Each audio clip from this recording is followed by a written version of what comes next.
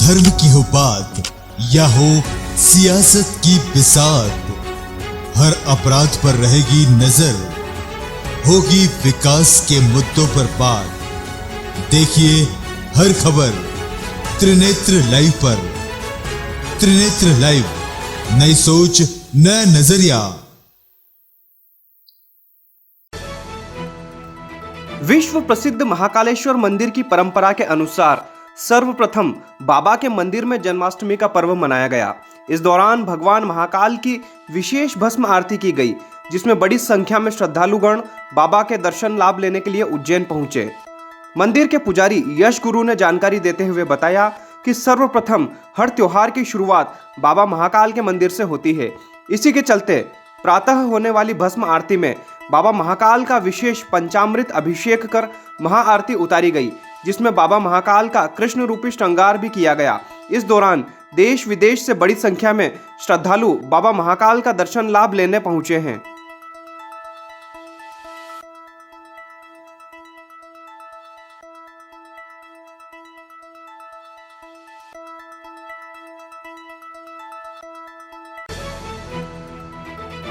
धार्मिक नगरी उज्जैनी के केंद्र बिंदु पर स्थित गोपाल मंदिर पर जन्माष्टमी पर्व को मद्देनजर रखते हुए विशेष साज सज्जा की गई है। रात्रि 12 बजे भगवान श्री कृष्ण का जन्मोत्सव बड़े ही धूमधाम से मनाया जाएगा। सर्वप्रथम गोपाल कृष्ण भगवान का पंचामृत अभिषेक करने के बाद विशेष पूजा की जाएगी, साथ ही महाआरती भी की जाएगी। इसको लेकर मंदिर समिति ने तैयारियां पूर्ण कर ली है। बता दें कि गोपाल मंदिर उज्जैन के पुराने शहर में स्थित है। यह मंदिर ज्योतिरादित्य सिंधिया के पूर्वजों के द्वारा बनाया गया था। सदियों से यहाँ विशेष पूजन पाठ की परंपरा का निर्वहन किया जाता रहा है। मंदिर की मूर्ति में एक कीमती हीरा भी भगवान की दाढ़ी में लगा हुआ है, जिसके दर्शन मात्र से ही मनोकामना पूर्ण होती है।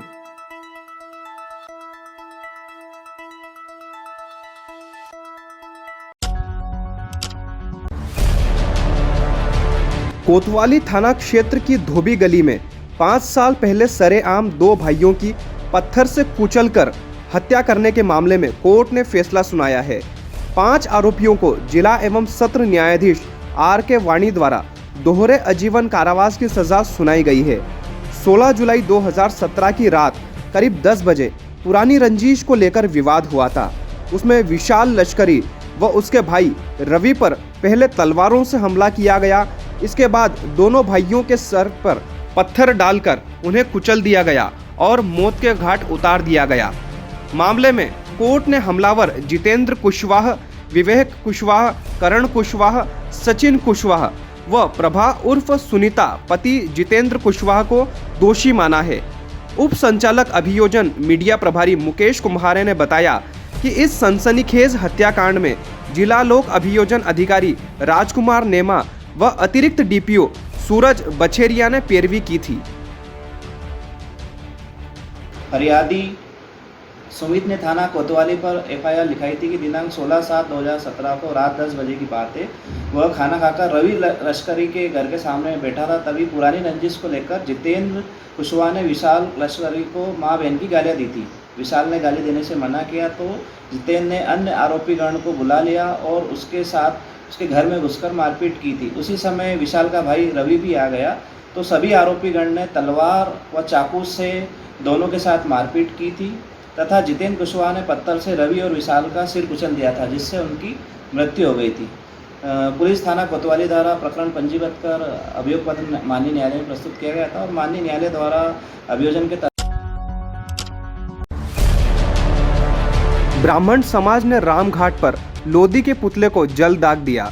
दरअसल कोलारस विधानसभा के खरेड़ गांव में एक सार्वजनिक कार्यक्रम के दौरान भाजपा नेता प्रीतम लोधी ने ब्राह्मण समाज के बारे में अपमानजनक भाषण देते हुए सार्वजनिक रूप से ब्राह्मणों को अपमानित करने वाली भाषा का प्रयोग किया, जिसकी ब्राह्मण समाज तीव्र निंदा कर रहा है।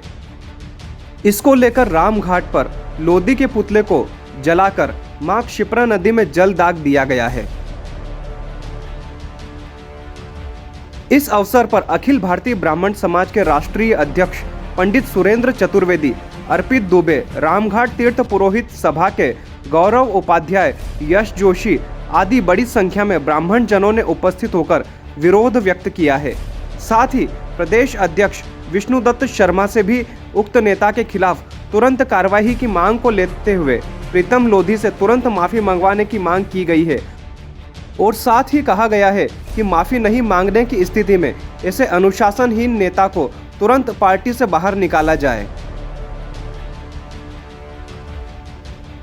भारतीय जनता पार्टी के शीर्ष नेतृत्व विष्णुदत्त जी शर्मा और शिवराज सिंह जी चौहान से मांग करते हैं कि ब्राह्मणों के खिलाफ इस प्रकार से जो अनर्गल बयानबाजी लोग कर रहे हैं उनको तत्काल पार्टी से बाहर किया जाए, अन्यथा केवल उज्जैन से यह शुरुआत हुई है, पूरे मध्य प्रदेश में ब्राह्मण समाज जगह जगह इस प्रकार से प्रदर्शन करेगा और ऐसे लोग जो ब्राह्मणों के खिलाफ अनर्गल बयानबाजी करके रोजाना अपमानित करने का प्रयास कर रहे हैं, ऐसे लोगों को सड़कों पर भी सबक सिखाने का प्रयास हम सब लोग करेंगे और पूरा संघर्ष ब्राह्मण समाज सड़कों पर करेगा। शायद ये भूल रहे हैं कि भारत की स्वतंत्रता में और भारत की संस्कृति की रक्षा में ब्राह्मणों का बहुत योगदान रहा है।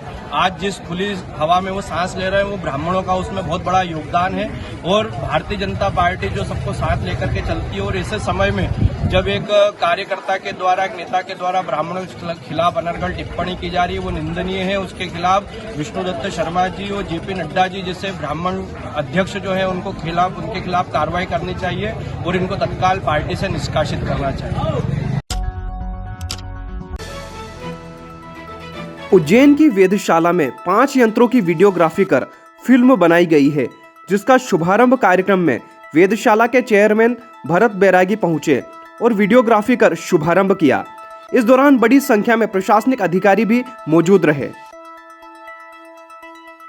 वेधशाला के चेयरमैन भरत बैरागी ने जानकारी देते हुए बताया कि महर्षि पतंजलि संस्कृत संस्थान के माध्यम से वेधशाला में रखे 5 यंत्रों की वीडियो फिल्म बनाई गई है, जिसका आज शुभारंभ किया गया। वीडियोग्राफी को आप YouTube के माध्यम से भी देख सकते हैं। वेधशाला को आधुनिक बना करके जो परंपरागत ज्ञान है वह समाज और बच्चों में पहुँचे, इसके लिए ये आवश्यक था। जैसे कोई बच्चा हमारे यहाँ आता है तो वो गाइड उसको दिखा देता है, लेकिन उसके पास अगर वो यहाँ से जाता है तो आगे उसको कोई ज़रूरत रहती है तो उसको समझ में नहीं आ पाएगा। लेकिन इसके माध्यम से जब वो एक बार स्कैन करेगा कोड को तो पूरा डिटेल वैज्ञानिक तथ्यों के आधार पर उसको पूरा ज्ञान मिलेगा और आगे भी अगर उसको कभी इसकी ज़रूरत पड़ती है तो वो एक बार उसने स्कैन किया है तो वो अपने विद्यालय, अपने घर में उसको लगता है कि मेरे को ये जानकारी लेना है तो वो इस बार कोड को ओपन करेगा तो उसको पूरी जानकारी उसके घर पे भी मिल जाएगी। काफ़ी समय से आवश्यकता महसूस की जा रही थी कि वेधशाला के जो यंत्र हैं उनके वीडियो फिल्म बनाई जाए, तो महर्षि पतंजलि संस्कृत संस्थान के अंतर्गत माननीय भरत बैरागी जी चेयरमैन साहब के निर्देशन में ये वीडियो फिल्म बनाई गई हैं। सभी जो 5 प्राचीन यंत्र हैं उनकी एनिमेटेड वीडियो फिल्म है और उनके बारकोड बनाए गए हैं। ये प्रत्येक यंत्र की जो जानकारी है उसको आप YouTube चैनल के माध्यम से बहुत अच्छे प्रकार से देख पाएंगे। तो अब परेशानी क्या होती थी कि बच्चा यहाँ आता था, उसने देखा, लेकिन अब वो मान लीजिए अपने घर गया और उसको अब देखना है, उसको जानकारी प्राप्त करना है, तो एक बार अगर वो स्कैन कर लेगा तो बार बार उसको देख सकता है। उज्जैन नगर पालिक निगम द्वारा गुरुवार को विक्रम कीर्ति मंदिर में स्वनिधि महोत्सव का आयोजन करते हुए स्वावलंबी रेहड़ी पटरी वालों को स्वनिधि योजना का लाभ दिया गया। कार्यक्रम का शुभारंभ मध्य प्रदेश शासन के उच्च शिक्षा मंत्री डॉक्टर मोहन यादव, महापौर मुकेश टटवाल, निगम अध्यक्ष कलावती यादव द्वारा मां सरस्वती के चित्र का पूजन करते हुए दीप प्रज्वलित कर किया गया। नगर पालिक निगम द्वारा सिंगल यूज प्लास्टिक के प्रभावी प्रतिबंध को लेकर सभी वार्डों में एक नवाचार किया है। नवाचार के प्रथम चरण में 11 वार्डों में बर्तन बैंक का शुभारंभ स्वनिधि महोत्सव कार्यक्रम में प्रतीकात्मक रूप से किया गया। महिलाओं को बर्तन भेंट कर बर्तन बैंक का शुभारंभ किया गया है। बर्तन बैंक का संचालन स्व सहायता समूह की महिलाओं द्वारा किया जाएगा। उक्त बर्तन यस बैंक द्वारा CSR गतिविधि के माध्यम से प्राप्त हुए हैं। उच्च शिक्षा मंत्री डॉक्टर मोहन यादव ने कार्यक्रम को संबोधित करते हुए कहा कि प्रधानमंत्री स्वनिधि योजना रेहड़ी पटरी वालों के लिए वरदान साबित हुई है। स्वनिधि योजना के माध्यम से रेहड़ी पटरी वालों को बिना ब्याज के ऋण प्राप्त होने से उन्हें अपने व्यापार संचालित करने में काफी आसानी हुई है। देखा जाए तो वार्ड वाइज जो बर्तन बैंक की योजना है, ये खाली बर्तन बैंक की योजना नहीं।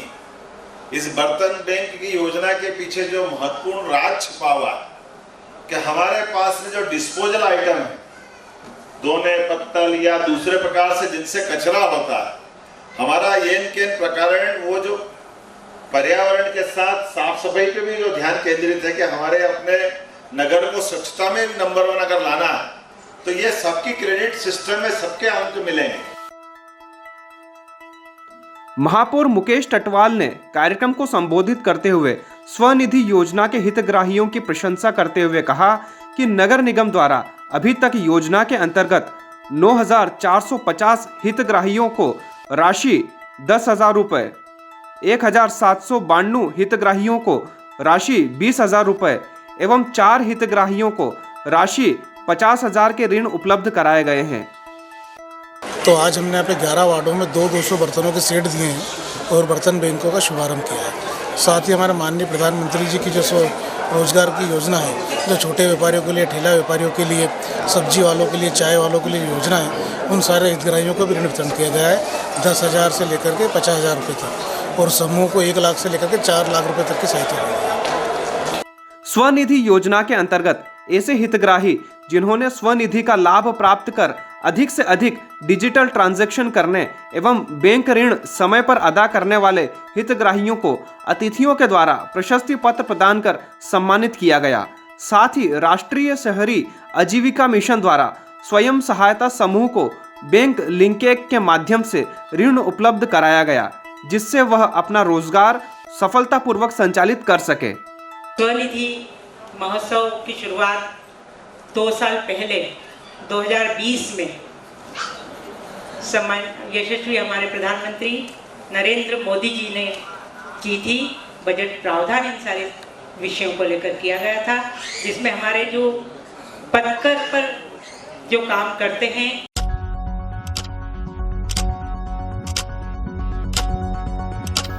धर्म की हो बात या हो सियासत की बिसात, हर अपराध पर रहेगी नजर, होगी विकास के मुद्दों पर बात। देखिए हर खबर